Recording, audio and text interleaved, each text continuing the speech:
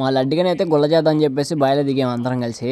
వాడిని ఎట్టి కూడా కిందకి లాగాలి ముంచి ఒకసారి బావిలో ముంచాలని చెప్పి ప్లానింగ్తో. ఎందుకంటే వాడు ఈత నేర్చుకున్న కానీ కొద్దిగా ఎక్కువ చేస్తున్నాడు అనమాట. మా ముందు మా ఒక్కడికి ఈత వచ్చింది, మీ ఎవరికి ఈత రాదు, మీ బచ్చాగాలని చెప్పేసి మమ్మల్ని ఏదైనా చేస్తున్నాడు.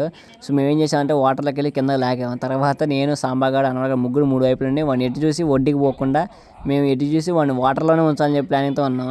అయితే వాడు ఎంత ప్లాన్ చేసినా కానీ వాడు ఎటు కూడా ఒడ్డుకి వెళ్ళాలని చెప్పి చేస్తున్నాడు. ఎందుకంటే మమ్మల్ని భయపెడుతున్నాడు ముందు.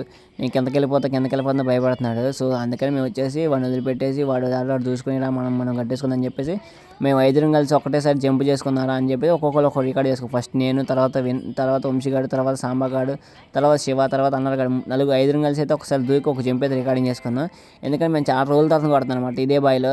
ఇక్కడే నేర్చుకున్నాం మేము, ఇదే బావిలో నేర్చుకున్నాం కాబట్టి ఇదే బావిలో మేము కొట్టాలి ఈత అని చెప్పేసి ఎప్పటి నుంచి అనుకున్నాం, ఒక తీర్మానం తీసుకున్నాం. సో ఇక్కడ నేర్చుకున్నాం. తర్వాత మధ్యలో మా అన్నగాడికి ఏదో వీడియో గుర్తొచ్చి రీల్ చేయాలి చెప్పేసి వేరే వాడు పాయింట్ ప్రణీత్ గడి పాయింట్ వాడు టీషర్ట్ వాడి బనియన్ వేసుకొని వచ్చి అని నేను ఈ వీడియో చేద్దాం అనుకున్నాను. ఈ వీడియో ఎందుకు మీరు ఒకసారి కామెంట్ చేయండి ఇక్కడ. బాయ్.